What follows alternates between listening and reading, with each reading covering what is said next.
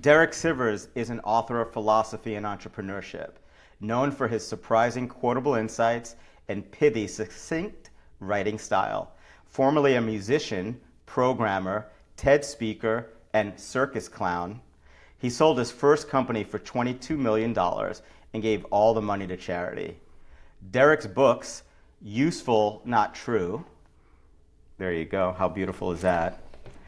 How to Live, Hell Yeah or No, Your Music and People, one of my favorites, and Anything You Want, and newest projects are at his website, sive.rs. Derek, welcome to Down 40 Love. Thanks, Janae. Good to see you again. It's good to see you. So, why did you decide to write this book, Useful, Not True? Ooh. I have so many friends with limiting beliefs that are held back by things that feel true to them, but are not actually true. It helps so much to differentiate between what's in your head, or let's even say like society's head, versus concrete absolute reality. So, for example, anybody saying you can't do that, or somebody saying here's what women want, or all of these limitations that you hear from people are stated as an absolute reality. This is just the way it is. You know, you must be loyal to your parents. You must, or you can't climb that ladder before paying your dues.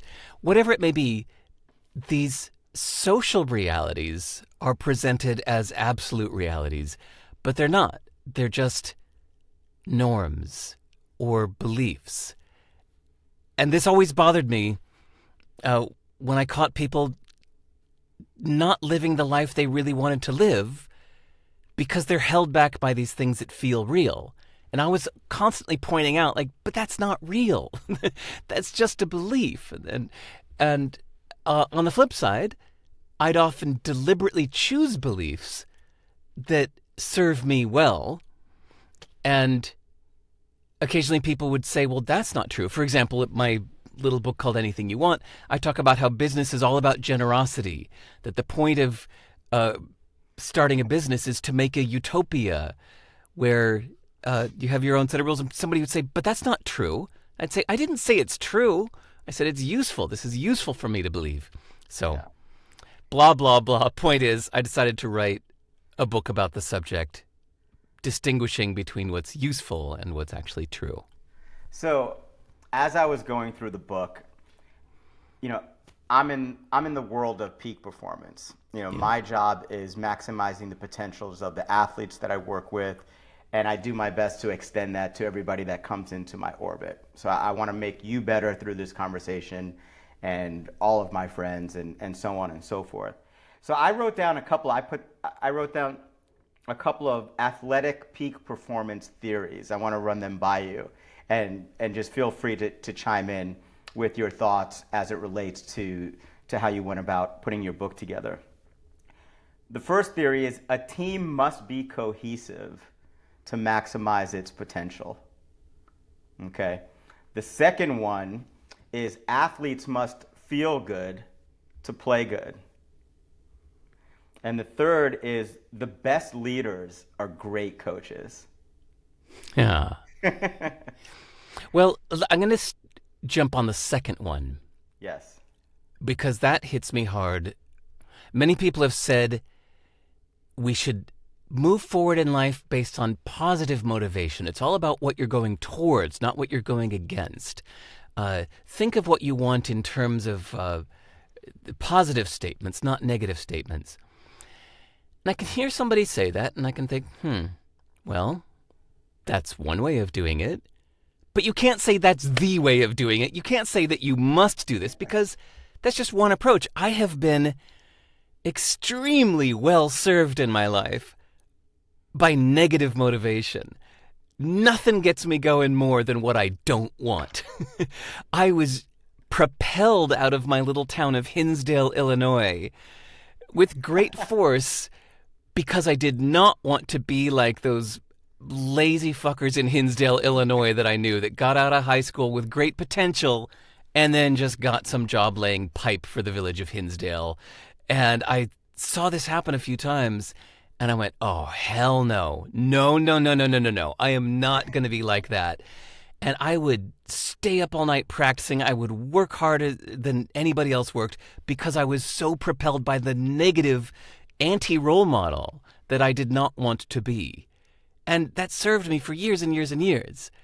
So it works really well for me. We don't need to declare some universal... conversely, I'm not going to tell everyone listening that you must be propelled by negative motivation. That's the answer. No, I'm just saying this worked for me. So...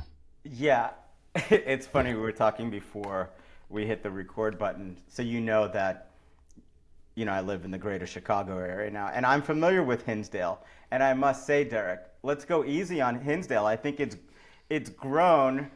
to have a lot more maybe CEOs and CFOs, not necessarily people that are laying down pipes. It's a pretty nice suburb, just outside of Chicago. And I actually have a player on my team that's not too far from Hinsdale. He's right next door. So we need to be so careful because I would not want to offend him. He's in Oak Brook, Illinois. So I know Oak Brook very well. 5, 10, 15 minutes away. Yeah. But anyway, look, you're absolutely spot on, in my opinion. When you look at the top athletes, Michael Jordan, was so motivated by naysayers. You look at the Kobe Bryants of the world, the same thing. Tell them they can't do something, and here comes the volcano, erupting. You're going to get everything and more out of them when you challenge them in that way. And I think this is bullshit. It's like this athletes must feel good to play good. Deion Sanders, who's in the media quite a bit right now for the work that he's doing coaching the football team at the University of Colorado, he had like 9 to 12 surgeries as a football player. He wasn't feeling great every day he was out on the field, but he was still able to put up Hall of Fame numbers. So is it useful to think from a coaching standpoint, if my athletes feel good, then they'll play good or play better? It can be, but there's no absolute truth there. You Right. can put your best performance out there to the public and be feeling like complete shit on the inside. That's why it's called performance. Well, let's also not forget that we have conflicting beliefs every day. There's a certain belief that tells you need to get out of bed now. And you have a certain way of thinking in the morning that says, I need to get up and go. But you have a different way of thinking at night when it's time to shut off that screen and go to bed. You have to tell yourself a different set of beliefs. It's time to shut down now. It's time to go to sleep now. Similar with this thing we're just picking on about you need to feel good to perform well. I can imagine that's a useful belief if you're telling your players, you need to get a good night's sleep tonight because you need to feel good to play well. But, okay, maybe that belief helps them get a good night's sleep tonight. And that's the belief that was necessary to help them sleep well. But then, yeah, if you're in a situation with an injury that it's too late, but you have to perform anyway, well, hey, you don't have to feel good to play well. It's like, but coach, you said, yeah, I just said that to help you go to sleep last night. But now, come on. So let's not forget that any advice you hear on podcasts like this, or from books, or from very famous gurus, they're just spouting stuff that's intended to help you do what you need to do, be who you want to be, or feel at peace. It's never an absolute truth. It's just a perspective that might be useful or not. So did we just segue into operational definitions? Because I think you just defined useful for us. Oh, well, sorry. I've been thinking about this phrase a lot. Okay, so, Yeah, let me back up. You asked at the very beginning, why did I write this book, Useful Not True? It's a little phrase that came out often in conversation when people would challenge my beliefs by telling me they're not true. And I'd say, I know they're not true. They're useful, not true. I choose my beliefs because they're useful to me in this moment, not because they're absolutely true. They're useful, not true. So when I decided to write a little book about this, I thought, well, what do I mean useful? And what do I mean true? It's because I had to think more about this before writing a book about it. So the best succinct definition I could come up with for useful was whatever helps you do what you need to do, be who you want to be, or just to feel at peace. Because sometimes feeling at peace is the desired end result. Usually it's making something happen, doing something, but sometimes it's just, say, making peace with the past. And so then I had to think about my definition of true. And this one is important for, you're about to find out why. Because my definition of true is whatever's necessarily, absolutely, empirically, objectively, observably true for everyone, everywhere, always. Meaning, like, an alien from outer space or an earthworm could look at the situation and all agree that it's true. And if it's not true, notice that doesn't necessarily mean that it's false. It just means that it's not necessarily, objectively, absolutely, empirically true for everyone, everywhere, always. Okay, so the reason... Sorry, what? Like gravity. Like gravity. Gravity's a good one. A square has four sides. Gravity is a real physical reality. And notice that I'm not talking about stupid contemporary pop culture references like vaccines or voting counts, because those are observably true. You could look in a microscope and see a vaccine doing its job, or you could have access to the actual number of people that voted for who, and I'm not talking about denialism. I'm talking about distinguishing between what's real and what's just in the mind. And that's the key point, is because there's so many things that to us as social creatures, growing up in the cultures we grew up in, we feel that this thing is absolutely true. You must be loyal to your country. You must, not say something that could hurt somebody's feelings. These are said like they're absolute realities, but they're not. It's just one way of looking at things. If you go visit another culture on the other side of the earth where they do things in a different way, you find that they have a completely different point of view on these things.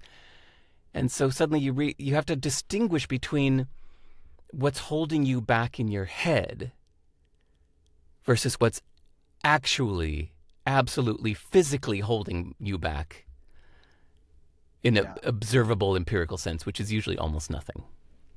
So Derek, you grew up in the States, and I know you spend quite a bit of time here, and I think you've lived in maybe 3 or 4 countries. Yeah. Right.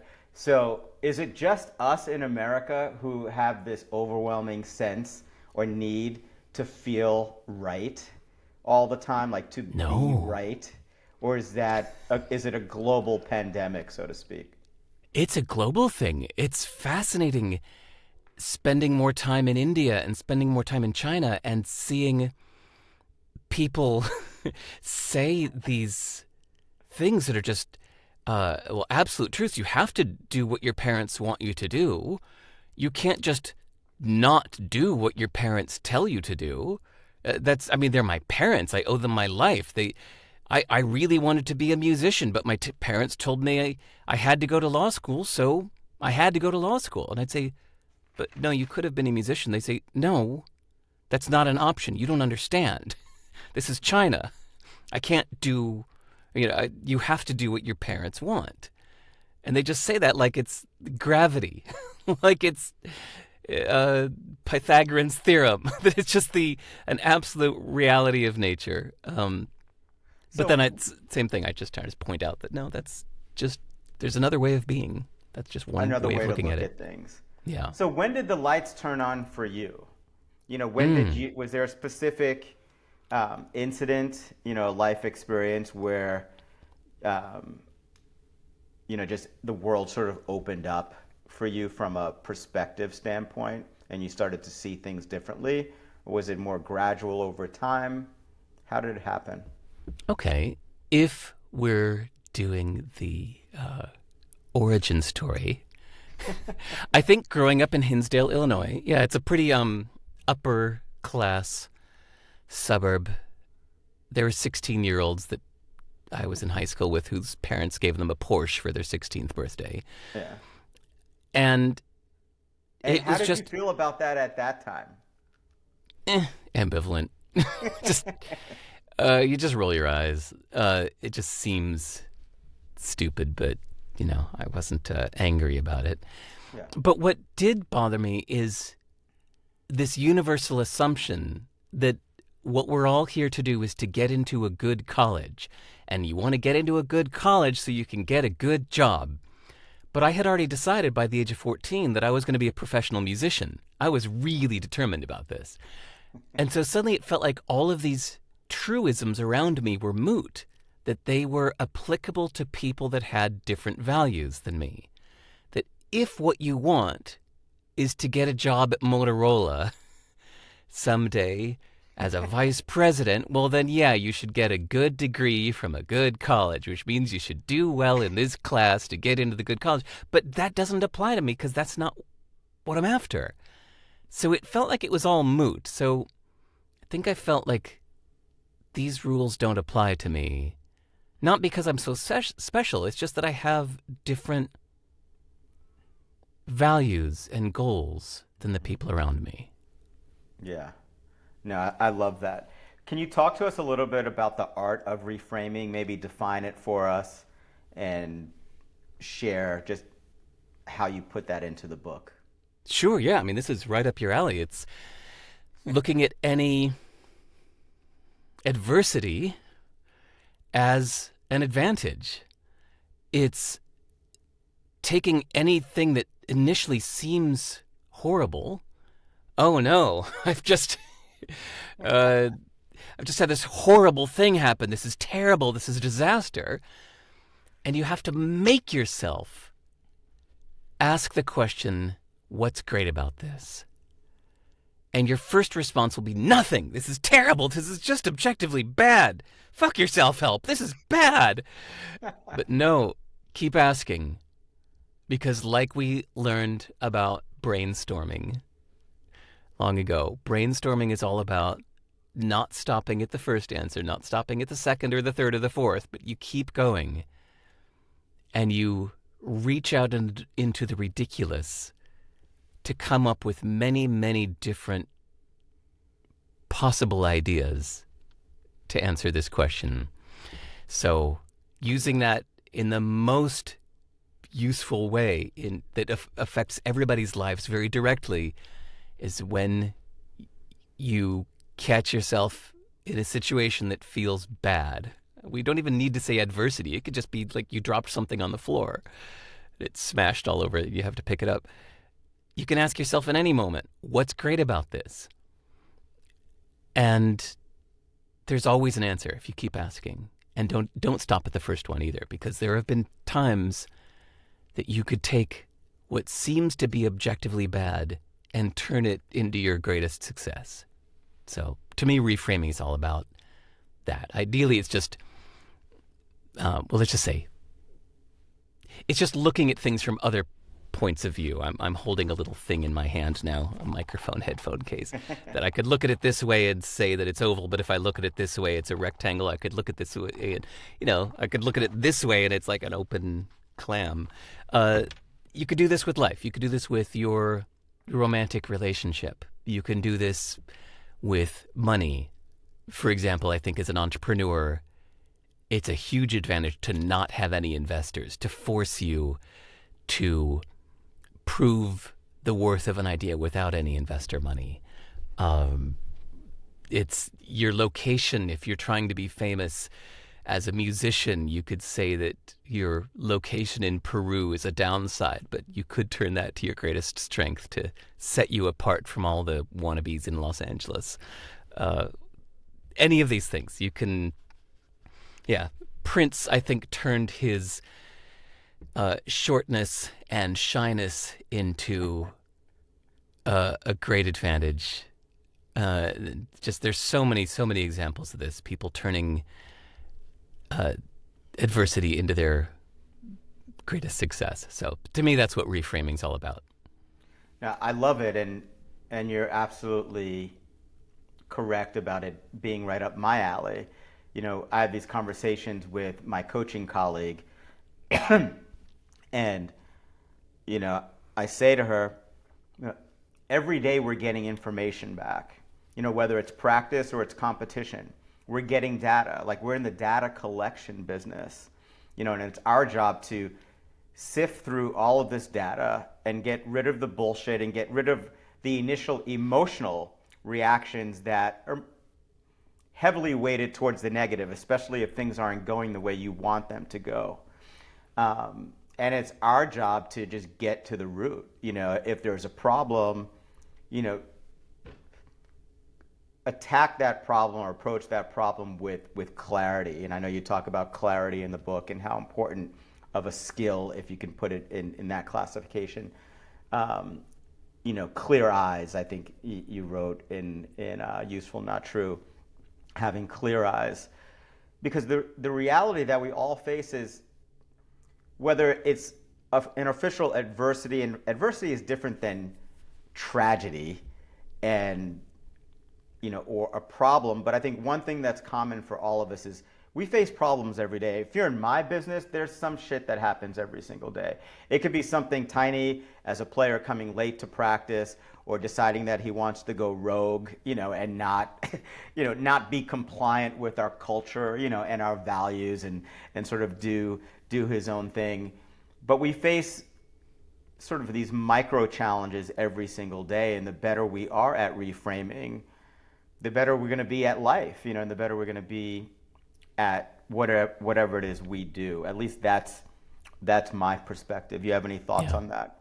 I totally agree. I think that reframing is maybe the single most important life skill anyone can have.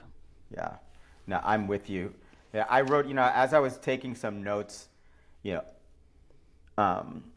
on your book, which again, I love, and I recommend, like, everybody pick up a copy that I think is available on your website. You know, you define reframing as simply changing how you think about something. Like, how practical is that? And I love it. It's 6 words. It's like, boom. If you don't get it, like, go back and try again. Like, there it is. Just change how you think about something. And I wrote down, you know, the goal, because when I read, I'm always looking for the action step. You know, or, you know, the one takeaway, the 1 or 2 takeaways that I can download into my life each day. Yeah. And this is what I wrote down as the goal of your book. And it's just my perspective. And it says, choose a perspective that's useful to you right now. And these are exactly your words, whether or not it's universally true. Choose a perspective that's useful to you right now, whether or not it's universally true. And I think that that's great. And everybody should have that skill. And it's such a worthy goal to have. You know, and I think it's so interesting you said right now. Like, the perspective that you choose right now, that it matters right now. But like a year from now, it could be completely different. And now I'm thinking about your previous book, How to Live, where you're taking us, I mean, you know, on a pendulum, like one side to the other, and just, if somebody wants to get super mentally fit, they need to pick up How to Live. But you got the connection, right? That by the way, I don't know if you noticed, those books are meant to go together as a pair, and so the inside cover of Useful Not True has the exact same paper that's used as the cover of How to Live. It's like the two are meant to segue into each other. I'll take a look. Anyway, the whole point is to realize that your thoughts are tools. that your thoughts are there to shape your emotions, and your emotions are what drive your actions. So you have a certain thought like, that person wronged me. And you think, yeah, what they did was wrong. And so now it's affected your emotions. You say, what a jerk, what an asshole. Argh. And so that's going to affect your actions. Like, you might hit something or lash out at the person to go release your anger onto somebody that you're mad at. But it all started with that initial thought that said that person wronged me.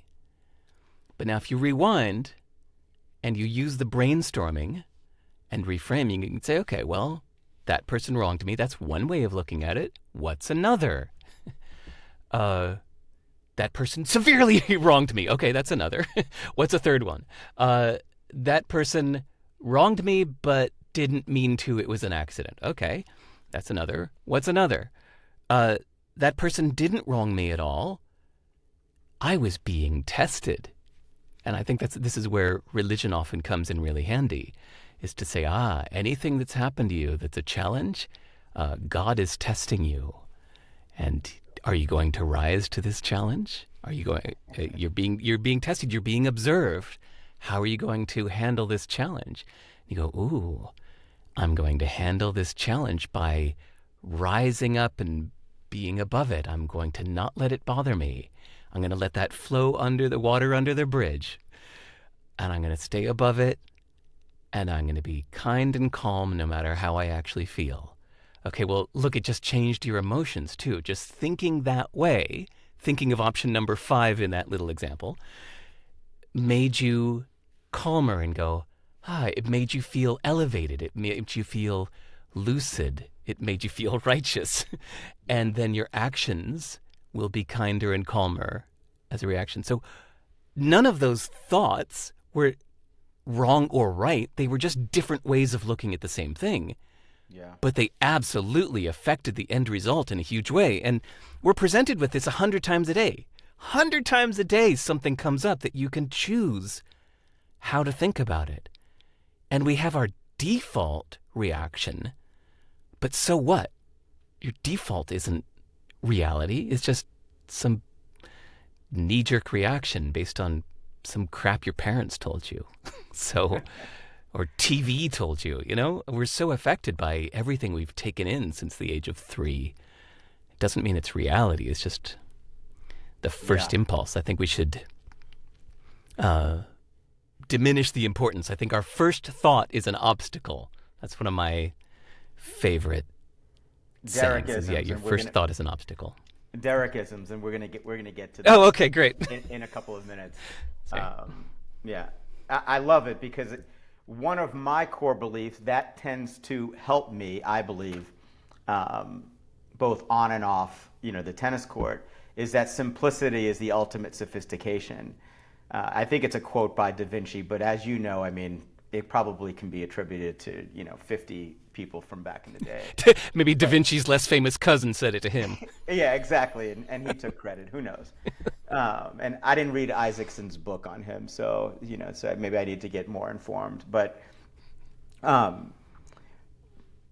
what I love about your work as an author, because if I know you at all, it's through your books, right? And it's through a couple of conversations that we've had like this, is your ability to do deep thinking and to do the deep work and then share it in a way that is truly understandable to the widest group of people possible. I really think that you take big, somewhat, they can be, to some, complex ideas. Because people who are stuck are not thinking straight. Right. People who don't know what their next step should be are confused. So, a book like this that really distills powerful ideas into digestible bites is super useful, if I may say so myself. You reminded me a little bit just about one of the challenges that I have right now as a coach.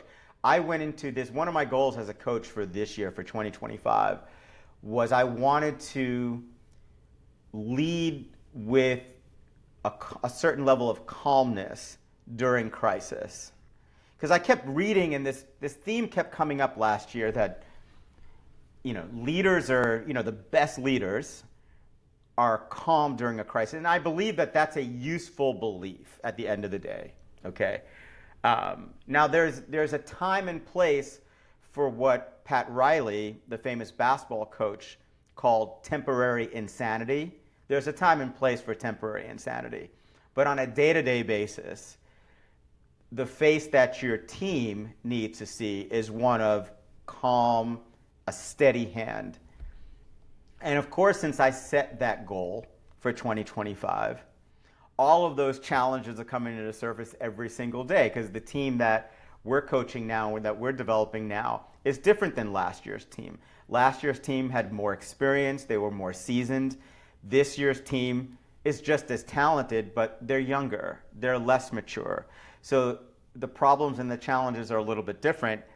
And for someone who's not naturally patient like myself, it takes that mental discipline to stay true to the goal and to practice the art of reframing every single day, and to build up that quote unquote reframing muscle. Now, you talked about how our initial reactions a lot of time with people is like, man, they piss me off. What a jerk for saying that or doing that. And I'll give you a super relevant example that I shared with you right before we got in the podcast. So, as you know, I sent you questions ahead of time, as I do with most guests, because I think it's great preparation. Why not give you a little bit of the game plan so you can get ahead, and you can feel like your best self once we get started. So you are super proactive, which is great. And I woke up at 2:30 this morning and I checked my email, which is, not something you're supposed to be doing. I don't know who doesn't though. Like, who doesn't check their phone like in the middle of the night if they wake up? But I see that you answered all the questions. So my initial reaction was like, gosh, just another podcast guest trying to take control of the conversation. This was my initial reaction, okay? It lasted 5 seconds, so don't worry about it. And here's another guy who is just trying to sort of dictate where the script is going to go. Instead of just waiting until, we hit record and just going and just sharing the answers, then I'm getting them ahead of time as if I need the preparation work, blah, blah, blah. This is a 2-minute conversation at 2:30 in the morning. And then I have a drink of water and I say, okay, how can I look at this differently? Like, what other reasons? I know it's crazy, right? But this is the stuff that goes through, and this is a real life example. And I'm not above sharing something that is so tiny. I don't care. I don't give a shit. So, 2 minutes later, I'm thinking, well, one of the reasons why Derek probably wrote back is it probably helped clarify his thinking. Like, so he could be his best self. Like, why wouldn't you want to be your best self? Why wouldn't you want to hit a home run, on the podcast and put your best foot forward? And then the other was, yeah, maybe he earnestly wanted to just give me this data so that it would make me think, and then I can come back with even better questions than what I sent, initially. And we can just make this the best that it can possibly be. So, after 5 minutes, I completely reframed it and turned it around. I was like, I'm still excited about being on the call with Derek. It's going to be amazing, blah, blah. And I tried to go back to sleep as soon as possible. But that's the kind of mind fuck, that I don't know where the root is from. I always blame it on, I'm from New York. You're from Chicago. I'm from New York. We see the worst in people initially. We're the quickest to go tell somebody to go fuck themselves. That's just part of being from New York. That's the story that I share, tongue-in-cheek wise.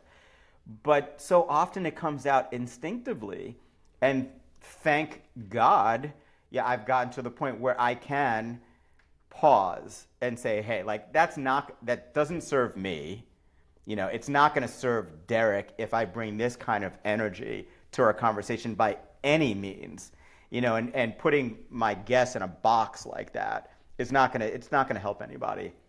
So that's when you shared just some of these initial negative reactions we have to things, and sometimes it's just inexplainable. But the skill of reframing can just totally turn it around. And like, I've loved our conversation. Not that I ever doubted that I would. Like, it's been so much fun to be with you, and hopefully it's beneficial for the audience as well. Any thoughts on that before we move into some Derek-isms? Well, that's amazing. Thank you for honestly and vulnerably sharing that. That's amazing to hear. I never thought in a million years that my email could be taken that way. Yeah, I was clarifying my own thoughts. You emailed me like 5 questions that will probably come up today. I thought, oh, all right, well, let me get ready. So in my own private notes, I answered them. That in my thinking, it's like, well, why keep that secret? Maybe it would help him to know where I'm going to go with that in case it sparks a follow-up question in advance. I said, oh, weird. I didn't think you were going to say that. Now I've got another question. Whereas if I surprise him with that while we're recording, maybe he wouldn't have time to think of the follow-up. So I was just trying to not hoard that. I'd never thought in a million years it could be taken negatively. So yeah, thanks for sharing that. That's so interesting. I mean, these things come up in interpersonal ways all the time, right? I share a little story in the book about an English woman who went to live in China for a while, and at the table with her Chinese host family, she was constantly saying please and thank you and may I please have the this and thank you. And finally her host mother said, Deborah, stop it. You're being rude. And Deborah said, wait, what do you mean? I said, please. I said, thank you. She said, yes, that's rude in our household. That's what you do to strangers. To strangers, you say please and thank you. She said, you're part of our family. You eat with us every night for 9 months now. Stop it with all the please and thank you. You're treating us like strangers. It's rude. I went, whoa, what an interesting reframing of manners. That manners are for strangers. I love that kind of stuff. Yeah, no, I'm with you on that. And thanks for being such a good sport for letting me share that. Because it's like nothing personal. It's all me. Like, that's all my story. Just whatever's going through in my head. It has nothing to do with you. Yeah. And even if you were writing it, from more of an antagonistic or like ego place, right? Even if you were coming, like, it's still about how I want to interpret that. Like you write in the book, whatever meaning, what's the meaning you want to attach to this event or this email or this conversation? It's completely up to you. Yeah. And it's so funny that I had that experience. I mean, I'd love to blame it on it being 2:30 in the morning, but I guarantee if I got your email at 2:30 in the afternoon, I would have had the same initial. So I'm not hiding from anything. There's no excuses whatsoever. But I will say this, and I think it's a little bit PTSD from some guests that I've had more recently, let's just say in the last couple of years, where the sense I got was there was a little bit too much ego involved, and not coming from a place of just having a genuine conversation, and leading with authenticity. And I think I've been a little bit more, let's say, aggressive around and maybe proactive around who I want to book on the show, and the kinds of thinkers and the approach. That being said, I think it's a really good segue to one of the Derek-isms that I wrote down. So wait, hold on. Before we segue, there's an interesting angle on this. When my last company called CD Baby, I started this company called CD Baby. It was a music distribution company. When it was at its peak of success, I moved to Los Angeles just because my girlfriend had moved there to go to film school and I wanted to be with her, so I moved there too. And it had this lovely side effect of being in the heart of the music industry when I was at the peak of my music success, fame, right? So everybody in LA, it felt like, wanted to take me out to lunch. I felt like toast of the town of the music business. Everybody knew me. Everybody wanted to meet me. And so everybody that met me kind of was like, leaning forward and wanted to hear everything I had to say, and they would laugh really loudly at any attempt at humor I made. And they were all kissing my ass because they could get something from me, right? I was in a position where I could make them famous if I wanted to because of my platform. And it had this unfair dynamic because of this. But I noticed that during that time, during that year that I first moved there, it got to me in such a way that it fucked with my ego. I really felt like anytime I was in a conversation with somebody, it felt one-sided. It's like, well, you're all here to hear what I have to say about things. And I finally caught myself in that situation when I met some stranger, like a friend of my friend who had no idea who I am. And I was almost shocked that they didn't just want to hear my view on everything. Mm-hmm. And then I realized, like, oh no, I've been conditioned by my environment over the last year to think that I'm super special and whatever I'm thinking is important. I was like, whoa, that's messed up. And so luckily I caught myself after a year. I mean, I didn't catch myself for a year. Yeah. I'm sure I was just an egotistical ass for a year, and I caught myself. But now I recognize it in others that I met with, say, I met with a Grammy award-winning musician, and he requested that we go out to lunch. We had some mutual friends. He wanted to meet up. And so we met up, and oh God, he was awful. He was rude to everybody around him. He didn't ask me a single question.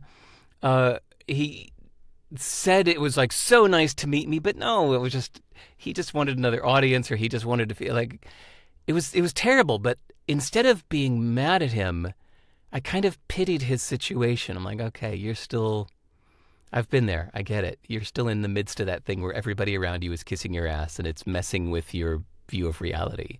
So even people who were being egotistical assholes, I try to not see it as that they are a jerk, but they are just currently in a situation that is messing with their view of reality. Absolutely, Derek. I mean, I think, but at the same time, we have a responsibility to guard our time and our energy. And you have to ask yourself, you have to ask yourself, like, how much of myself do I want to give to this person? Like, do I want to spend, how much time do I want to spend with this person? I'll give you another example really quickly. I mean, I had a guy who I really admire. He's a prolific author. He's done great work. I won't say what space, it's not necessary, but he's a fine entrepreneur. I mean, he's been, in business for, well over 3 or 4 decades. And I admire him a lot. And we've had a distant relationship for some time. And, I asked him to be on the podcast. And I sent him questions. He felt the need to write back and say, hey, I don't do questions, so I threw them away. So I wrote back, hey, like, I get it. I get that the questions don't work for you, but what doesn't work for me is that you felt you had the need to tell me that you threw my questions away. So for that, thank you, adios. And that was it. I got a couple of angry emails after it, just, slandering me, like I'm an idiot, it's all me, blah, blah, blah. Oh, but it's just like, I made a decision a long time ago. It's like, I don't want to hang around with certain types of people. So for me, it was like it took me 2 seconds to write back. It's like, thanks, but I'm good. Like, it's just not. We don't need to go forward. If you feel like you need to let me know that you discarded my questions and blah, blah, blah, it's not going to be what it can be. And that's not why I do this.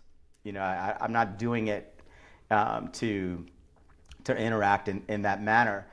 But I also think, that being said, because I think we're talking about a lot of different perspectives.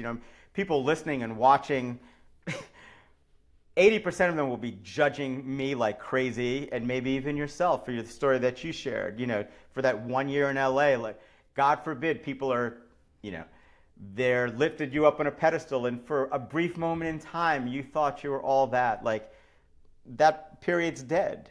And good for you. Yeah. You put you put yourself in a situation where people can look up to you, and it was a challenge for you. It was something that helped you grow at the end of the day. And it's not your fault that here's here's something that's definitely probably not useful and probably not true. But they say, in LA, the first question everybody's asking you is either like, what's your car? Like, what kind of car do you drive? Or what's the last vegan burger that you had? Like, it's just not, there's a reputation for maybe not being the most deep, or philosophical bunch. And that's just what I've heard. I love LA. I love being out there. It's my kind of vibe. And I know that I think you wrote in the book that LA was one of your favorite places where you come Yeah. most alive. New York, I got two. Yeah. And I'm not looking at New York, LA, maybe Singapore. I'm not sure what the third. London was the third one that I said. Just Okay. those are the three places that inspire me the most because that's where my heroes have created their greatest works in New York, LA, and London. So those One places hero when from I'm New York. just in general. Okay. Oh my God, like just brilliant musicians and authors. I mean, Yeah. living in Union Square for a while, I just felt like, wow, just like right around me, to the left and right of me, are some of the brightest minds in the literary world, or some of the best musicians are right here next to me. I want to rise to this place. Oh man, we opened up a can of worms. There's so many interesting things to talk about. Wait, okay, before we close the subject and tangent away, even the people that say that about LA, in LA, everybody asks, when do you have your last vegan burger? Okay, even the person that says that, how is that belief useful for them? Yeah, exactly. If they believe, and if they actually think, and they're not just trying to make you laugh, but if they actually believe that people in LA will say, when have you had your last vegan burger? How is that belief useful for them? Does that are they holding that up as like a fake anti-role model? Like, I'm not that way. I'm not shallow like that. I don't judge people by that. It doesn't even matter that people in LA don't actually do that. They just want to feel maybe a self-definition of what their values are. And maybe by telling you this, they want you to see them in such a way. Like, I need you to know I'm not that kind of person. And that's why they find it useful to tell somebody in conversation, well, you know what happens in LA. Yeah. It's so interesting to me when you hear people spout all kinds of stuff that is just a perspective, and you think, why is that useful to you? Anyway. Right, and it gets you thinking about the potential meanings behind it, because there's always something behind it. The person that's complaining about, the vegan burger thing, probably has some issue with classes, like class status, economic status, and maybe they've got something against. Maybe they're not where they want to be financially, and they don't think highly. They've got these disempowering money-related beliefs, towards those that are doing better. I mean, who knows? But I think what you get at very clearly in your book is the importance of attaching meanings to life events, conversations that are in our head that are useful to us. And I think as an extension, sort of the holy grail is that we come from a place where we're useful to others. Like how you defined useful again as do what you need to do, be who you want to be, feel at peace. So the question is, how can we be that person to others? How can we help people do what they need to do? How can we help people be who they want to be? How can we help people feel more at peace emotionally, spiritually, psychologically, at work, help them feel more connected to their purpose, what they're supposed to be doing on this earth, whatever their assignment is, maybe helping them connect more with that. I think to this aside, and I find it sort of hilarious conversation when we're talking about, LA and some of these things, and my, idiocy at 2:30 in the morning.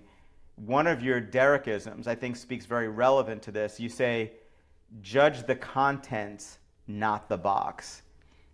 Can you share a little bit more to what you meant by that? Sure. That was inspired by somebody I saw on a plane once that had the book, The 4-Hour Workweek by Tim Ferriss. And I was just walking by him and I said, "Hey, great book." And he goes, "Nah."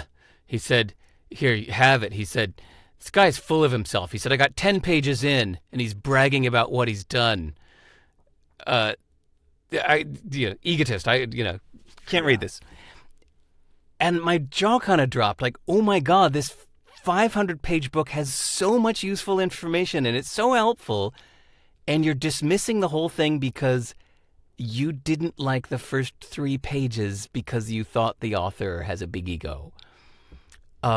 Same thing with some brilliant people that, God, might not even just look the way, or maybe you don't like their accent, or you think that they're associated, you don't like who their spouse is, and so now you're just going to dismiss everything that person has to say because maybe they voted for the other political candidate that you don't like.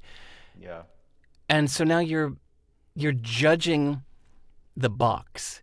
You're saying this person is a box full of things, and I don't like that box, so get out of my life. I don't listen. I'm not going to listen to anything you have to say.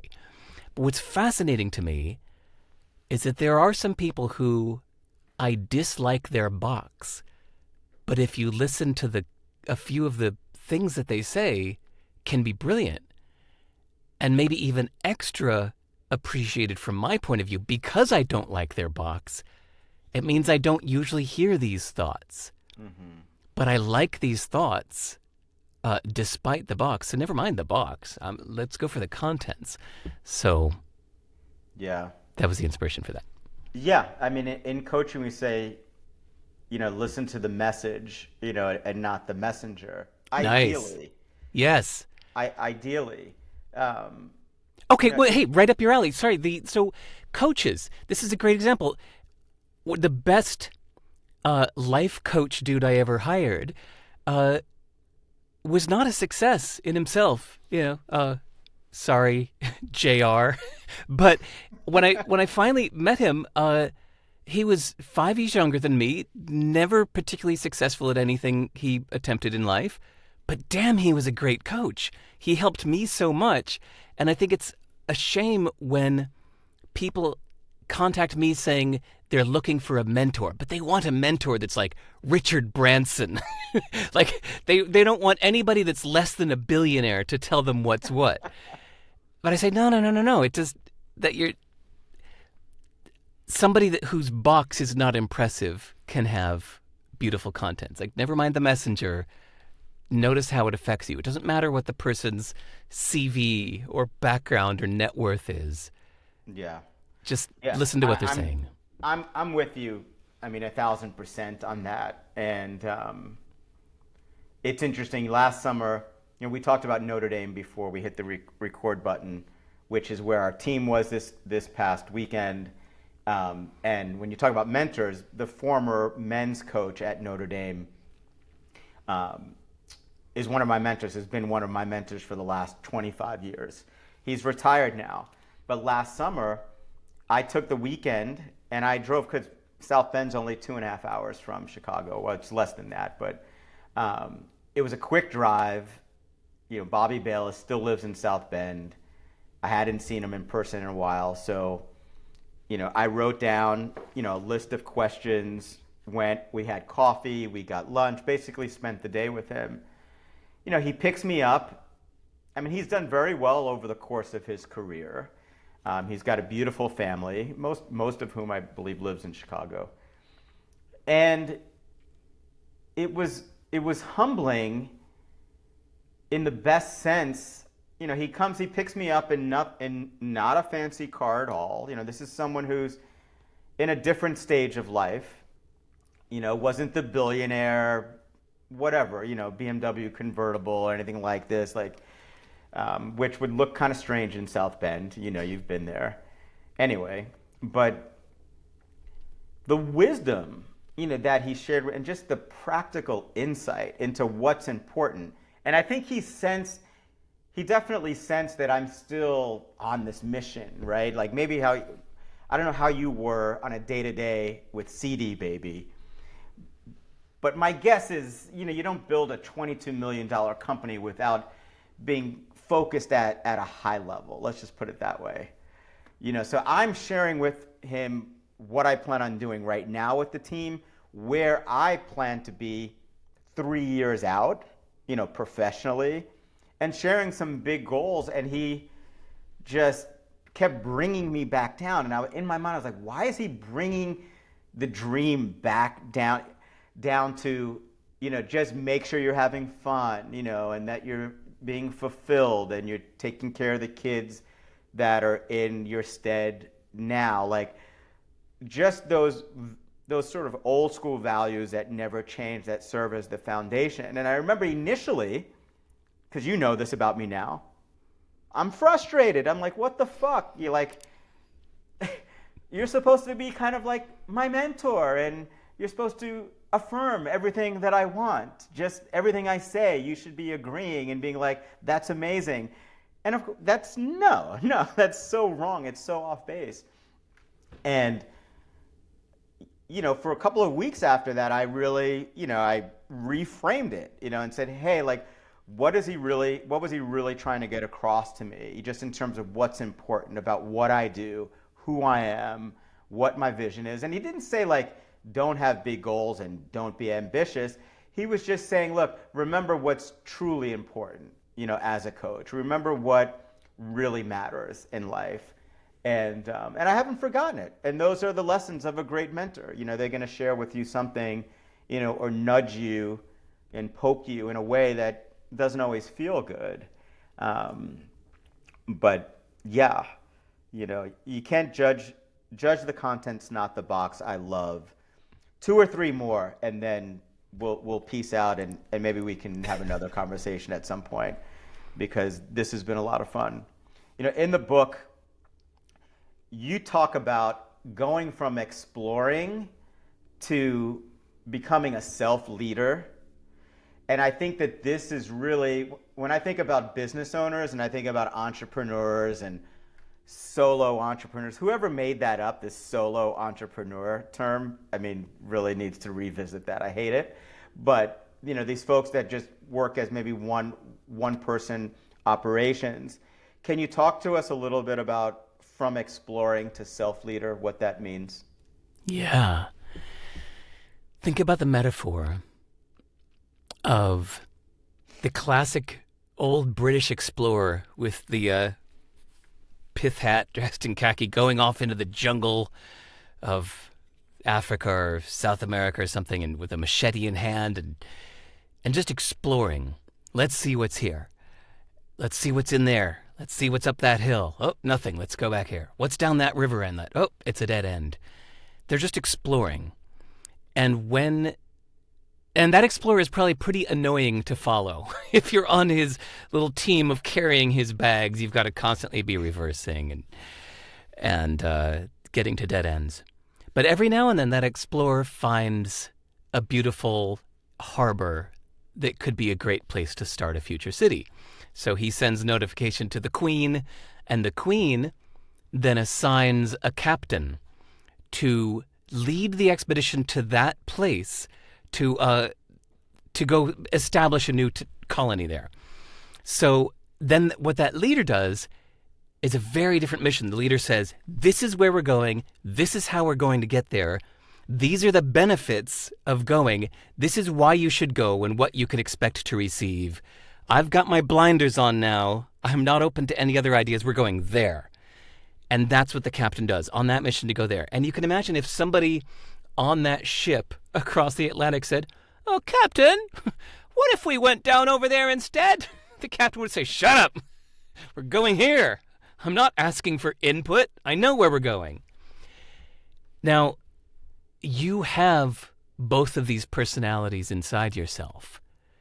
You have a side of yourself that just wants more information. You want more distraction. You want to find something new, like the explorer.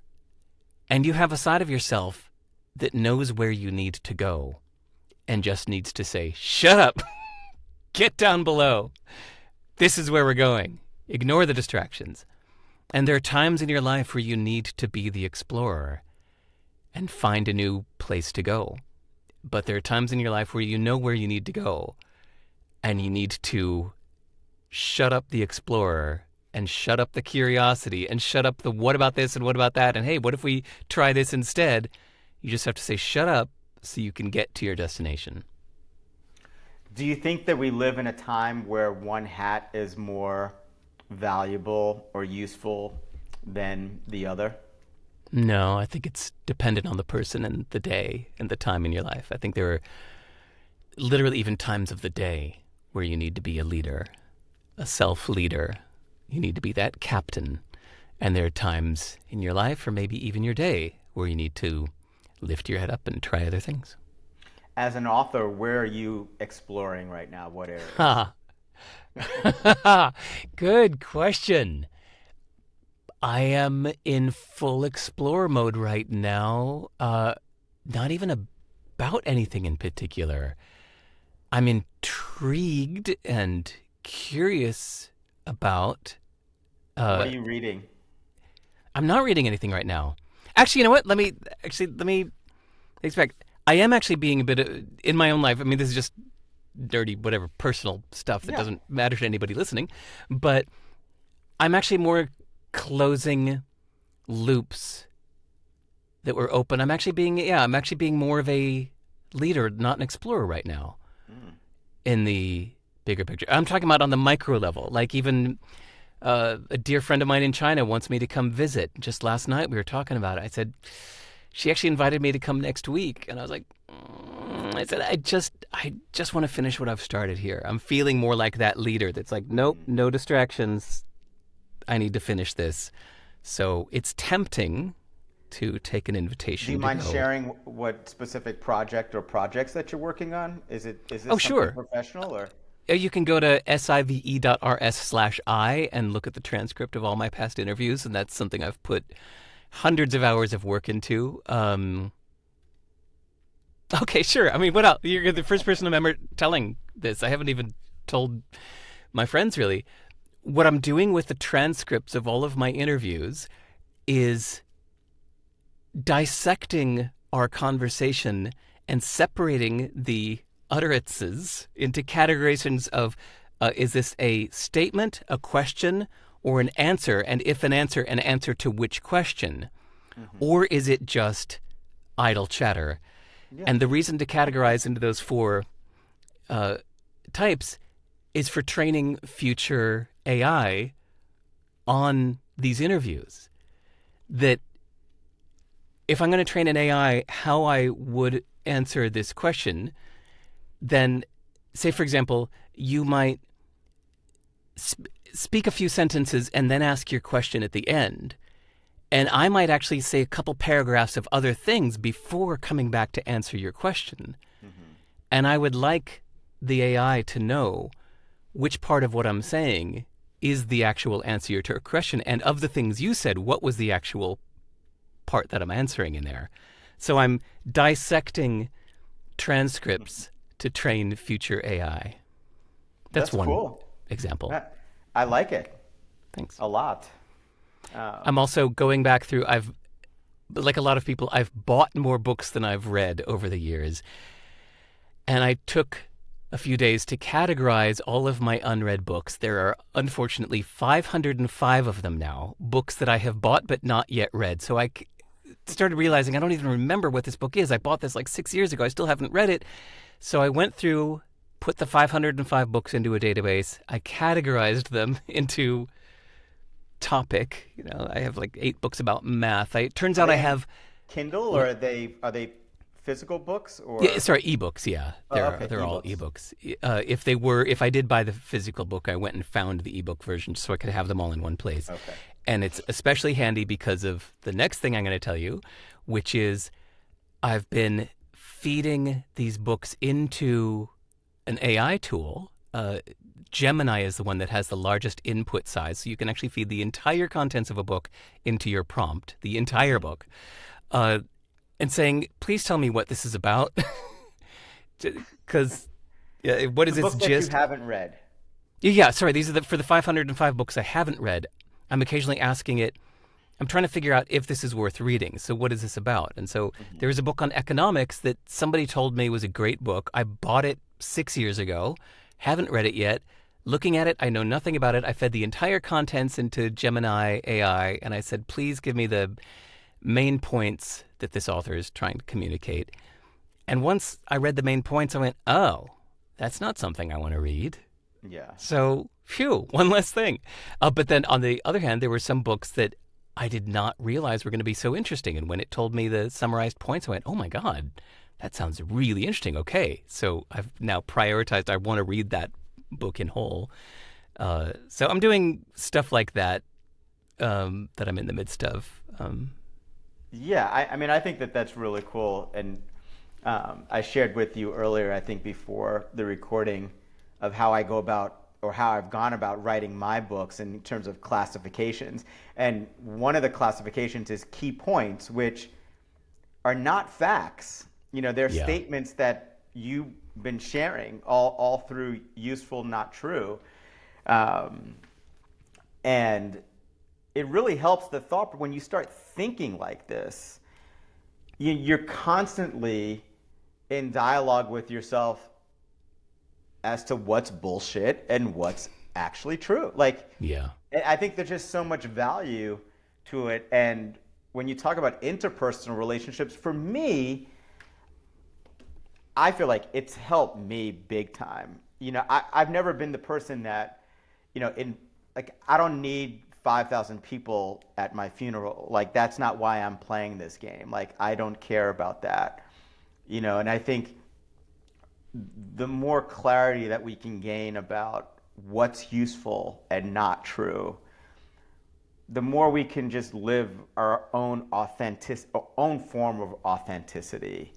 And these are some of the lessons I do my best to pass on, you know, to our student athletes, because what we do is tennis is just the vehicle. You know, it's a vehicle for them to become the best version of themselves.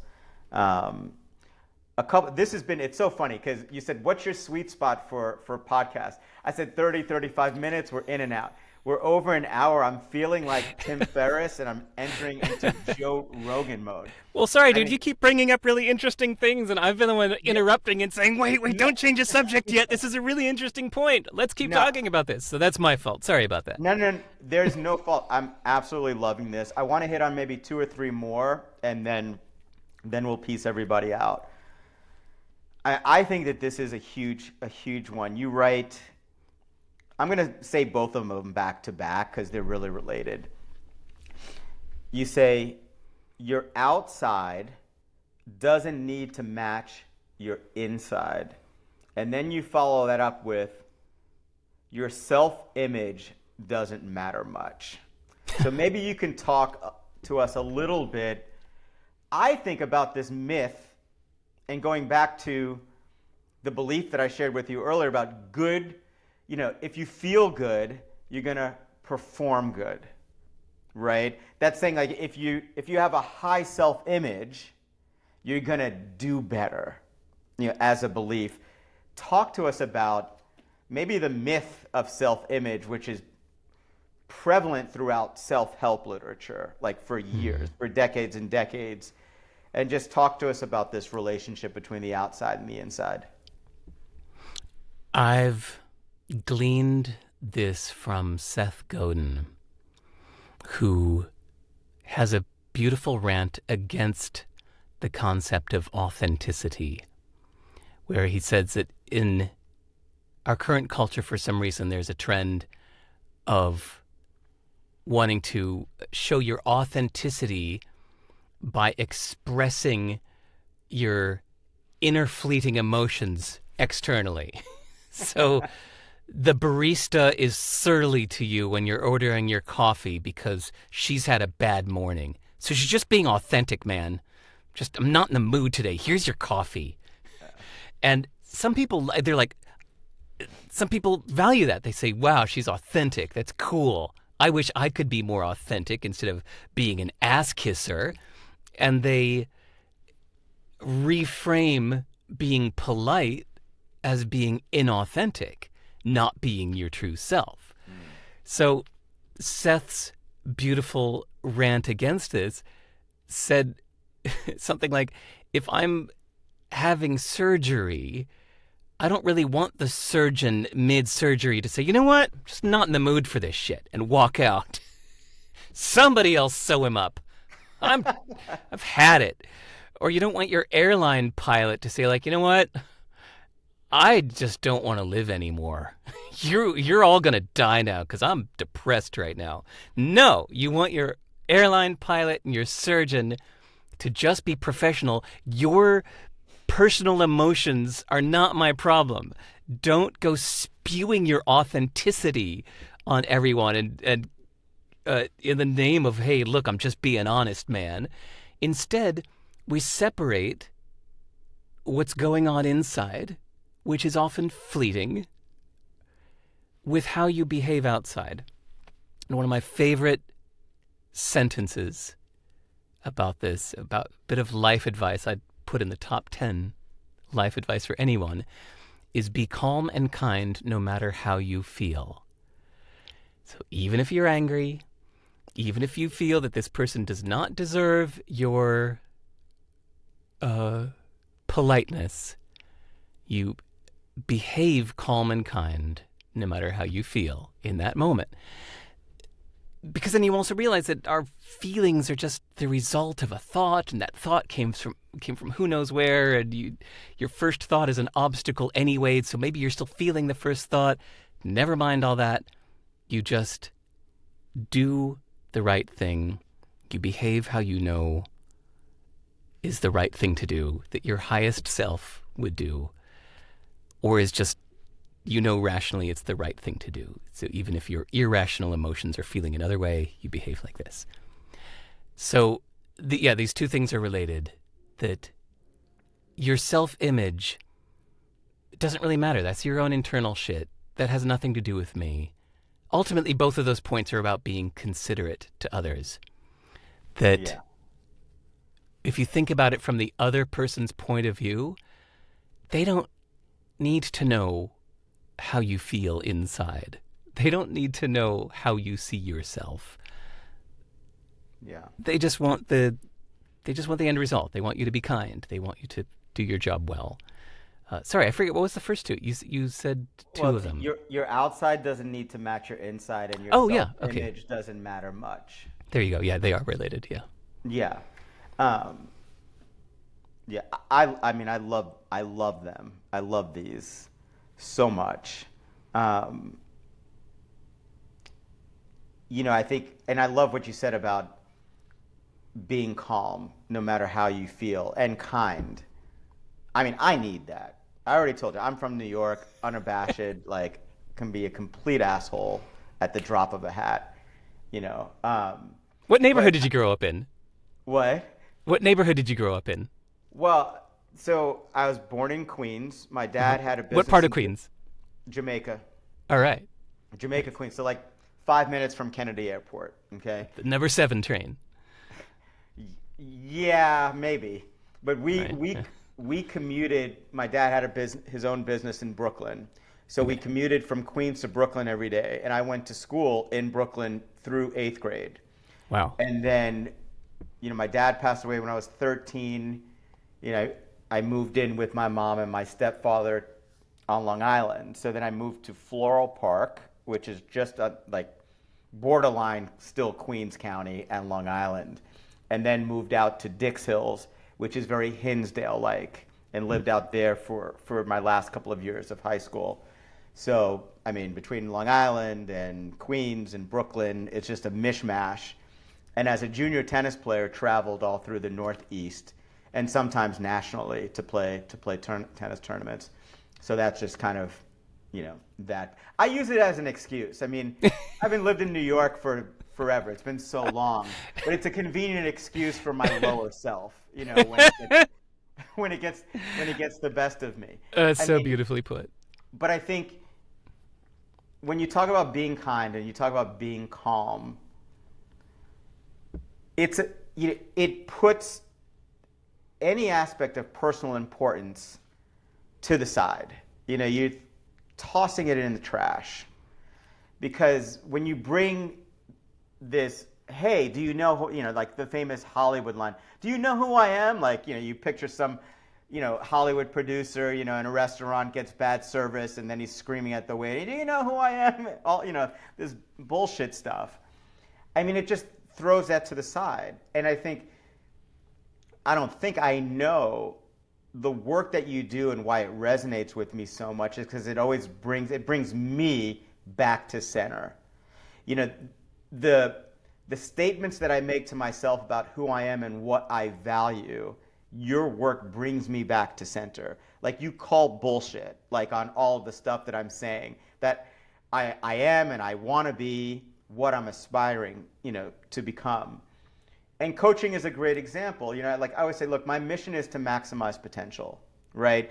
So if I'm coaching you, I'm going to make you the best athlete you can possibly be. And if I'm lucky, I'm going to help you grow personally as well, right? I mean, but from a tennis standpoint, you're going to become the best tennis player that you can possibly be. When you extend this philosophy or my purpose, outside sports and out into the world, I want everybody who comes in interaction with me to have a positive experience. Now, that's what I want. Now, what they get, I am sure that there's a big gap there, But you cannot go wrong with that one piece of your top 10 for life advice, which is be calm and kind, no matter how you feel. I mean, if you can get that right, people are going to have they're going to feel good when they leave your presence. And I think that's what I'm saying. Like, that's what I'm after. Yeah. Like, that's my personal development goal, sort of like holy grail is like everybody that comes into contact with me will be better off because they've been with me. They've spent time with me. Like, for me, that's a worthy goal to have. And your life advice plays right into that. Certainly not, the take that being judgmental, 2 seconds in, reading an email or something crazy like this, and acting on that, which, you don't want to do, is super helpful. And, not to beat a dead horse, but I just find it super useful. I'm going to pick one more so we can end on, because there's so many. I'm just going to run through a few. And then you can just pick out something that you like. Sure. Here are a few more Derek-isms. It's better to be curious than correct. What matters are your actions. You can't control people's feelings. The hero takes in reality with clear eyes. We mentioned that earlier. Here's one, and this will be the last one, and then you can go crazy till the end. The more emotional the belief, the less likely it's true. Ooh. All right. I have a bad memory when it comes to aphorisms, because the most recent one always sticks with me. So, sure. The more emotional the belief, the less likely it's true. It's a funny thing I've encountered with people that strongly hold a belief and they get really mad if you challenge it. Like, let's say patriotism. It's important to be loyal to your country. And if you challenge that, they're like, what? No, it is the most important thing. It must be. This is your country. You died for this. Do you know my grandparents died in the war? It's like, wow, you're getting really worked up about this. This is clearly a very emotional subject for you. But that, to me, seems to be an indicator that what you're saying is not just a fact. that it's something that you're holding very dear. It's tied to your values and who and how you want to be in the world. If it were just a fact, there would be no reason to get mad. I don't strongly believe that it's February right now, and I hold that near and dear. I just point to the calendar. It's like, dude, it's February. Like, if you're gonna argue with me and say it's March, I'm not gonna get mad. I'll just point and show you that no, that's not true. It's actually February right now. So same thing with the other beliefs that we have that people may challenge around ideas of what's right and wrong in government. What's right and wrong in family matters, how people should behave. People have really strong opinions on this. But just the fact that you get all worked up, I think, is an indicator that you should even catch in yourself. That if I'm getting really emotional about this subject, this is probably more tied to my identity. Mm-hmm. And that's why I'm feeling threatened and upset. It's because you're threatening my identity and my values. If it was just a fact, there would be nothing to get upset about. It's just point. Oh my God. You mentioned the word that could take us going on and on. One of my favorite, if you want to call them lessons from you, and I think it's in Hell Yeah or No, is you talk about updating identity. And let's wrap up on that one. Let me just share how it's affected me, and then I'll let you. So in that book, you share the story of how maybe you had a coach at some point, or you had somebody that was holding you accountable, keeping your feet to the fire, just around your goals and your values. And you share the story of how for years and years you kept saying that you're going to do something, and your coach said no, you don't want to do it because you've been talking about doing it and it hasn't gotten done. And we've all been there. We've all been there. And that's why it resonates with me. You're talking about updating your identity. And even a couple of years ago when we initially connected and we were talking about, I think Hell Yeah or No, and then How to Live came out shortly after that, or around that same time. You decided to not call yourself an entrepreneur anymore. So maybe you can share with us that and talk a little bit about the importance of updating identity. Because in my life, I did that. I did that at the end of last year. When you talked about closing loops, right? And with the move to Chicago, I had a business in Chicago that I could no longer serve anymore because I wasn't there physically. It required my physical presence. I would have entrepreneur in my tagline, whether it's on social media or whatever. And after a few months, I was like, what do you do? You're not entrepreneuring. This is bullshit. It's great to have the identity. I am an entrepreneur. It's in my soul. But I'm not entrepreneuring right now.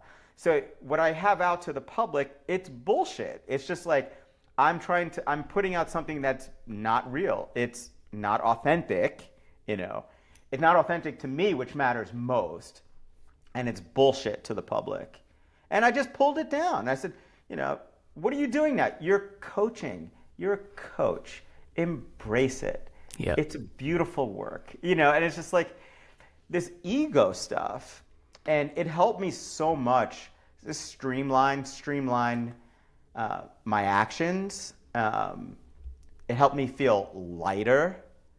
It helped me stay more connected and more at peace, more useful. Mm-hmm. And I think it's it could be its own book. I think identity is huge, right?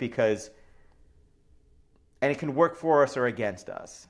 If I see myself in a positive sense as the best coach in the country, and that's my identity, and I take that to practice every day, that's probably going to help us. If I set the bar that high, my actions need to live into that, and it's going to feed off to the folks that I work with. It's much better than thinking I'm a shitty coach. If it's binary, going the opposite way and thinking that I suck and I've got so much to learn, and how what kind of presence is that going to bring, in front of a team or a group? But talk to us about updating identity. I mean, I love this concept so much, and I think it transcends everything. Reframing is amazing. I'm with you on that. But identity and updating it, huge. Honestly, Renee, I think you said it better than I could. I think that was the most beautiful example. It's so hard to let go of something you've identified yourself as. I don't yet have an empty nest. I have a 13-year-old boy that is such a huge part of my life. We are closer than you'd guess by the typical profile of a teenage boy and a dad. We're super close. We spend at least 30 hours a week together, just one-on-one, just me and him. No devices, no distractions, just the two of us doing things together and talking about life. And we've always been that way since he was born.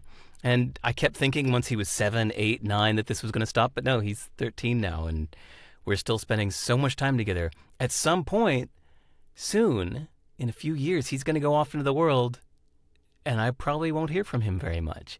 And I'm going to need to update my self-identity. But I've had to do that a few times in the past. I was a full-time musician from the age of 14 until 29. I didn't care about anything else. You couldn't get me to read a book. You couldn't get me to hang out, go to a party. You couldn't get me to travel. I had no interest in traveling outside of where I lived. All I wanted was to make music. That is it. Nothing else. And when I accidentally started my company and it was taking over my life, and I just had to notice that I was more interested in doing this than I was writing another song or playing another gig, I had this huge sense of, whoa, but this is who I am. And I had to update that and go, well, that's who I was. And I'm going to do something else now. And I just completely left it behind. I made music from the age of 14 to 29, and that's it. Haven't made music since. But which still blows people's minds. It's usually people, you learn how to do something and you hang on to it for life. So then from the age of 29 to 38, I was this entrepreneur. And it took a couple of years for me to realize that I'm not that anymore. That one took a few years for me to realize that I haven't started a company in years. People keep calling me an entrepreneur. They tell me I'm an entrepreneur. And I think the fact that I wrote a book about it helped extend that category for myself. But it took me a few years to realize, I'm not starting businesses. In fact, I don't even think about business ever. In fact, I have no desire to ever start a business again. I hope I don't. So I think it's time to stop calling myself an entrepreneur. And yeah, like you said, it's liberating. It keeps me focused on what's next instead of what was. All of our identity is based on what was.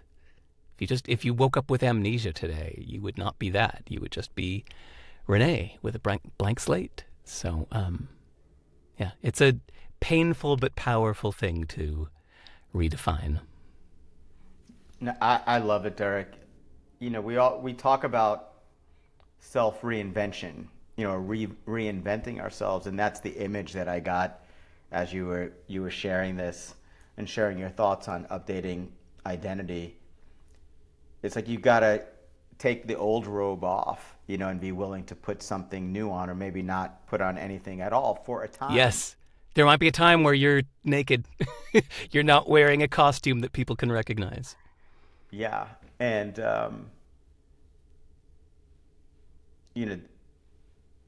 there's so much ego involved. I once heard the definition of ego as edging God out. I thought it was whatever that means.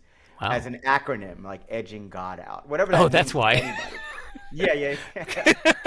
Otherwise, that's an amazing but surprising sentence. But okay, if you see the acronym, sure. All right. As an acronym. Yeah, and all of the stuff just around ego. Ryan Holiday would be the best on this because he wrote a book on it. Ego is the Enemy. Great book. It is. And it's so true. And you see this when we're talking about the downsides and all the disempowering self-talk and emotions and things like that. So much of it is tied to that ego piece and that identity piece. And just aligning ourselves, just finding that center, or in tennis we say the sweet spot, the racket, just finding your sweet spot, of what works. And as we bring this conversation, to a close, I just want to thank you. I mean, your work this was not an easy book for me. My favorite book, I have to admit, is Hell Yeah or No. I think because it's pretty black and white. It's like, this is what's worth doing. I mean, I think it's so universal. And I think in today's age where there's so many options, you turn the TV on and there's 5,000 channels, and I think the ability to focus is really a superpower. It's like the master skill of success. And that's why I love Hell Yeah or No. Anyone who's looking to elevate their focus game, or their mindset around eliminating distractions, needs to hop on your website or maybe get it on Amazon. But like I said, I mean, you in your own way through your writing helped me become better as a coach and as a person. And I just want to thank you for that. I want to thank you for the time that we spent today. I mean, 90 minutes. Unbelievable. Unbelievable. That's what you get for being so interesting, Renee. But thank you for that compliment. No, it's you. I mean, this has been so much fun. And we talked about how harried we were before getting on the call, and then it's like, boom, then you have this unbelievable conversation and just talking about all of these different things. And you mentioned earlier the experience in LA, where you felt, there's a fine line between confidence and arrogance. And you shared that you may have been moving into that arrogance piece. And I could totally see how that would be a challenge for you, because your intellectual firepower is, I feel, quite unmatched, at least in this genre and as an author. I mean, you're a smart guy. I mean, you've done coding, you do all this stuff that's crazy to me. Look, I'm just a coach. We're hitting tennis balls. It's just very fun and airy-fairy. But no, seriously, I can see how that would be, that how all of it could go to your head, because you think differently, which is why I love your work. You think differently, you write differently, and you're not afraid to stand out. All anybody needs to do is just to go to your website and see how simple it is and how unassuming, yet informative, yet useful. And there's a ton of great content there. So again, I would recommend that anybody go and visit sive.rs. Is that it? Yeah. I just thank you. I'm really appreciative of you and your work, and I hope that we can do this again. I'd love to. Point. There's so many tangents that I had to bite my tongue to not take. Things that you brought up. I mean, but maybe we can talk about Hell Yeah or No. I can go back and dig into that at some point, and I'm happy to put a spotlight on everything that you've done, from an authorship standpoint. I mean, look, your music and people. I was surprised that you said you liked that one. Thank you for that. I think it's my most underrated book. It's an amazing book. It's about marketing. So I didn't get the title at first. I was like, what is this? I'm not really into, you mentioned Richard Branson earlier today. He's a fascinating guy, and I've read some of his stuff, but I hate reading about the airline industry. It's not interesting to me. 90% of his stories are not interesting to me. There may be an actionable step or a takeaway, but it's not worth the effort of going through 500 pages to get to it. But, and now I totally lost my train of thought. Your Music and People? Your Music and People, yes. So I didn't get the title initially, at all. But then I started reading it, and then the color of the book is a gorgeous purple, right? Which actually plays into marketing a little bit. And And I said, this is a marketing book. This is about understanding the needs of people and what they want and how to communicate and how to, dare I say, sell yourself or promote yourself when you're in that time of your life where that's vital to your well-being.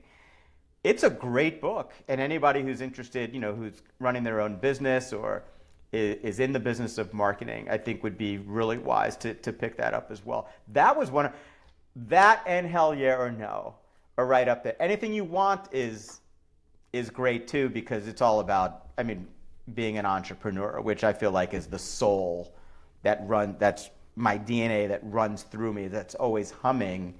That's a great book in terms of helping readers expand their horizons and think of things in different ways, versus being trapped or conditioned into this employee mindset that all I can speak of is here in the U.S., of how that is just drummed into kids from day one, from preschool, getting you ready to work at Motorola, like you said. And it's like, my world opened up when I started learning about, entrepreneurship. And then I started learning more about myself and said, hey, I'm actually kind of creative. I've been writing and interviewing and having conversations with people that I admire since I was 23 years old. Maybe there's a creator inside somewhere. Maybe there's someone who wants to solve a problem or wants to be innovative and do something new. And that's how I became, familiar with your work, was really through, it's like, oh, wow. Like the initial fascination is, oh, here's this entrepreneur who built a $22 million company. I want to learn from him. So what do? You go and you pick up anything you want.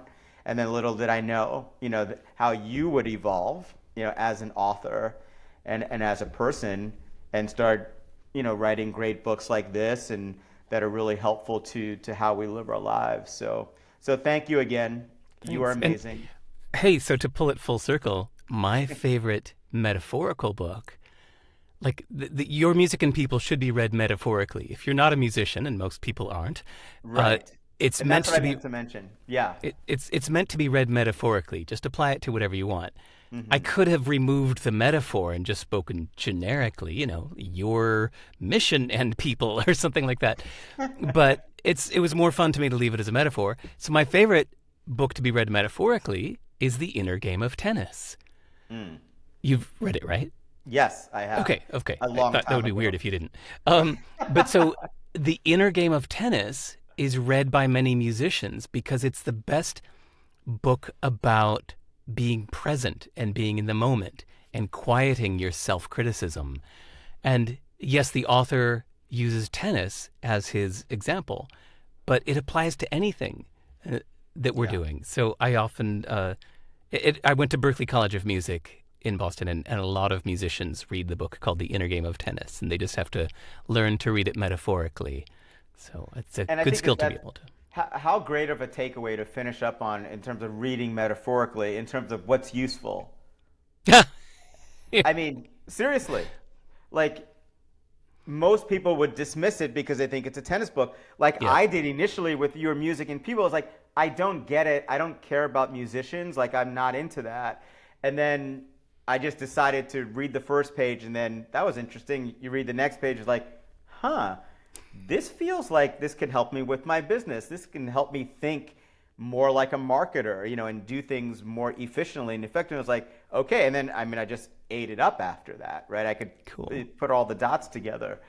But reading metaphorically and not judging the book always by its cover, I think is a great takeaway for our audiences. And I'm not sure I'm looking forward to going through the entire transcript of this close to 2-hour conversation, but I will categorize every utterance into meaningless chatter versus important statement versus question and answer. I think it's so cool to have that passion for, I think, learning, and that to be led by the curiosity, and sometimes I judge myself. I'm sitting in the morning and I'm reading and I'm writing. I'm like, of course you want to translate this passion into some actionable item that's going to advance your life, like make you better, help somebody else get better. but the process of asking and answering questions for ourselves is so useful. And you help us do that, Derek. And until next time, my friend. Thank you.